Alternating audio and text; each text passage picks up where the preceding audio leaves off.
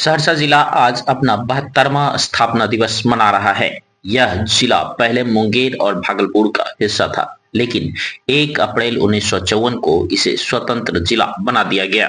कोसी प्रमंडल का मुख्य भाग होने के बावजूद सहरसा आज भी कई बुनियादी सुविधाओं से वंचित है या उपलब्ध सुविधाओं का समुचित उपयोग नहीं हो पा रहा है। आइए जानते हैं उन मुख्य समस्याओं के बारे में जिनसे सहरसा आज भी जूझ रहा है। रेलवे ओवरब्रिज की समस्या। सहरसा जिले की सबसे बड़ी समस्या बंगाली बाजार रेलवे ओवरब्रिज न बन पाना है। इस ब्रिज की मांग वर्षों से लंबित है, जिससे शहर 2 भागों में बंट चुका है। रेलवे केबिन घंटों तक बंद रहता है, जिससे लोगों को भारी परेशानियों का सामना करना पड़ता है। जल्दी निकलने की कोशिश में कई लोग नियमों का उल्लंघन करते हैं और दुर्घटना के शिकार हो जाते हैं। यह मुद्दा हर चुनाव में उठता है, लेकिन अब तक इस पर कोई भी ठोस समाधान नहीं निकल पाया है। हर साल बाढ़ का संकट। सरसा सहित पूरे कोसी क्षेत्र में हर साल बाढ़ तबाही मचाती है। इस आपदा में हर साल दर्जनों लोगों की जान चली जाती है और सैकड़ों परिवार बेघर हो जाते हैं। महीनों तक लोग ऊंचे स्थानों या बांधों पर शरण लेने को मजबूर रहते हैं। बाढ़ की समस्या को अस्थायी रूप से हल करने के लिए सरकार द्वारा कई योजनाएं बनाई गई, लेकिन अभी तक कोई ठोस समाधान नहीं निकल सका है। सदर अस्पताल की दयनीय स्थिति। सहरसा सदर अस्पताल को कोसी का पीएमसीएच भी कहा जाता है, लेकिन यह सुविधाओं का घोर अभाव है। आए दिन हड़ताल और कर्मचारियों के मनमानी के कारण मरीजों को भारी कठिनाइयों का सामना करना पड़ता है। गरीब और लाचार मरीज इलाज के लिए एक वार्ड से दूसरे वार्ड का चक्कर लगाते रहते हैं। सरकार द्वारा स्वास्थ्य व्यवस्था में सुधार के कई दावे किए गए, लेकिन जमीनी स्तर पर कोई ठोस बदलाव नहीं दिखा। शिक्षा केंद्रों की कमी। 72 साल बाद भी सहरसा जिला एक विश्वविद्यालय के लिए तरस रहा है। यहाँ के छात्रों को उच्च शिक्षा के लिए मधेपुरा विश्वविद्यालय पर निर्भर रहना पड़ता है। जिले में मौजूद कॉलेज की स्थिति भी बेहद खराब है। स्थानीय शिक्षाविदों का मानना है कि राजनीतिक कारणों के कारण शिक्षा व्यवस्था को जानबूझकर कमजोर रखा गया है। उच्च शिक्षा के अभाव में जिले के युवाओं को बाहर जाकर पढ़ाई करनी पड़ती है। बढ़ती जाम की समस्या। सहरसा जिले में जाम एक विकट समस्या बन चुकी है। इसका मुख्य कारण सड़कों की कम चौड़ाई और रेलवे ओवरब्रिज का अभाव है। शहर के प्रमुख बाजारों और चौराहों पर घंटों जाम लगा रहता है, जिससे लोगों को काफी दिक्कतों का सामना करना पड़ता है। प्रशासन की ओर से कई बार जाम की समस्या को सुलझाने का प्रयास किया गया, लेकिन अब तक कोई ठोस समाधान नहीं निकल पाया है। सरसा जिला अपनी स्थापना के 72वें वर्षों बाद भी बुनियादी सुविधाओं की कमी से जूझ रहा है। रेलवे ओवरब्रिज, बाढ़ से बचाव, स्वास्थ्य सेवाओं का सुधार, उच्च शिक्षा संस्थान एवं यातायात की समस्या जैसे मुद्दे आज भी जिले की प्रमुख चुनौतियां बनी हुई है। स्थानीय जनता और प्रशासन को मिलकर इन समस्याओं के समाधान की दिशा में ठोस कदम उठाने होंगे, ताकि सहरसा जिला वास्तव में विकास की राह पर आगे बढ़ सके। आपकी क्या राय है, हमें कमेंट कर जरूर बताएं। मैं सहरसा जिले के वासियों को आज 72वें स्थापना दिवस की ढेर सारी शुभकामनाएं देता हूं और ये मेरा सौभाग्य है कि आज मुझे इस 72वें स्थापना दिवस पे मौजूद रहने का शुभ अवसर मिला है। माननीय मुख्यमंत्री बिहार के कुशल नेतृत्व और मार्गदर्शन में सहरसा जिला उन्नति की ओर अग्रसर है। वह काफ़ी तरक्की कर रहा है। विभिन्न प्रकार की जन कल्याणकारी योजनाएं, चाहे विकासात्मक कार्य से संबंधित हो या अन्य प्रकार के कार्य हों, बहुत अच्छे रूप से इम्प्लीमेंट की जा रही हैं। लोगों को सुविधाएं उपलब्ध कराई जा रही हैं और जो राज्य सरकार व भारत सरकार की नीतियाँ हैं उनके अनुरूप कार्य किया जा रहा है। मैं पुनः आप सभी मीडिया बंधुओं के माध्यम से हमारे सहरसा जिले वासियों को बहुत बहुत बधाई देता हूं और अपेक्षा करता हूं कि आगे आने वाले अनेक शताब्दियों तक, सहस्त्राब्दियों तक हमारा सहरसा उन्नति के पथ पर अग्रसर रहेगा और जो अच्छे कार्य यहाँ पर हो रहे हैं, यहाँ के जो हमारे नागरिक हैं, कोसी की बाढ़ से हर बार वो लोग परेशान होते हैं, उसके बाद भी वो उठ खड़े होते हैं। उनके जुझारूपन से हमारे देश के व बिहार के अन्य जिलों के वासी भी सीख लेंगे और यहाँ की जो पावन भूमि है, कोसी की पावन भूमि है, उसमें जो भी यहाँ के लोग हैं उनके व्यक्तित्व से भी लोग अपने जीवन में जो अच्छा कार्य सीख सकते हैं उसको भी अपने जीवन में उतारेंगे और अच्छे रूप से कार्य करेंगे। तो सभी जिले वासियों को ढेर सारी शुभकामनाएं। सहरसा जिला को 72 साल पूरा हुआ है। सर्वप्रथम मैं पूरे संपूर्ण सहरसा जिलावासी को इस 72वां साल पूरने पर बहुत बहुत बधाई देते हैं, शुभकामना देते हैं। हम आज के दिन अपने उन सभी महापुरुष जिनका योगदान इस सहरसा को इस यहाँ तक पहुँचाने में है, ऐसे अपने सभी महापुरुषों को भी हम बहुत बहुत नमन करते हैं, प्रणाम करते हैं। अपने उन सभी जनप्रतिनिधि को जिन्होंने सहरसा को सुंदर सहरसा बनाने के लिए यहाँ तक पहुँचाने में लगातार अपनी भूमिका, चाहे हमारे जितने भी पूर्व के विधायक हों, जितने भी हमारे पूर्व के सांसद हों, जितने भी हमारे पूर्व के नगर परिषद और जिला परिषद के अध्यक्ष हों, जितने भी हमारी मेयर हो, सब लोगों के प्रति हम बहुत आभार प्रकट करते हैं कि आज सहरसा यहाँ तक पहुँचा है। और हम बहुत बहुत धन्यवाद अपने सहरसा जिला के प्रशासन को, खास करके जिला के पदाधिकारी एवं उनके नेतृत्व में हमारे सभी पदाधिकारी को, जिन्होंने सहरसा की विकास के लिए जिस प्रकार से इतना प्रयास करके यहाँ तक पहुँचाने का काम किया, उनको भी हम बहुत बहुत धन्यवाद देते हैं, आभार प्रकट करते हैं।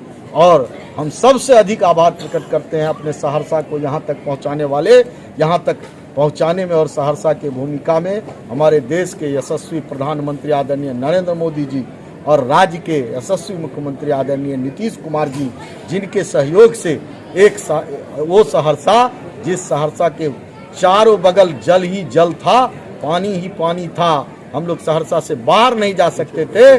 आज उस सहरसा को यदि कनेक्टिविटी की बात हम करेंगे तो हमारे पास 6 कनेक्टिविटी है और आने वाले समय में ऐसे 1.5 घंटे 2 घंटे में हम राजधानी पहुंचेंगे।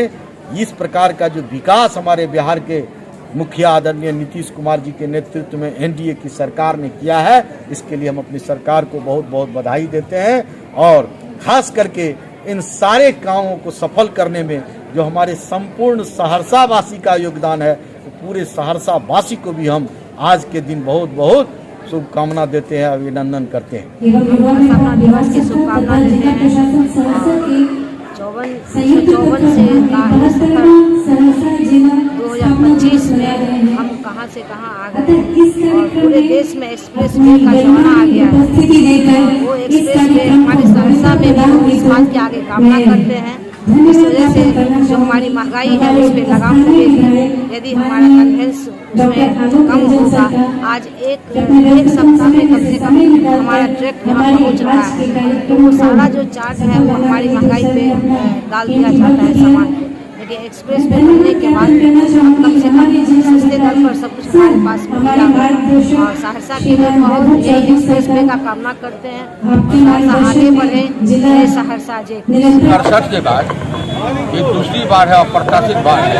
6.5 लाख के ऊपर पानी छोड़ा गया है, जबकि पहले कैपेसिटी 10 लाख की थी, अभी 2.5 से 3 लाख की कैपेसिटी है।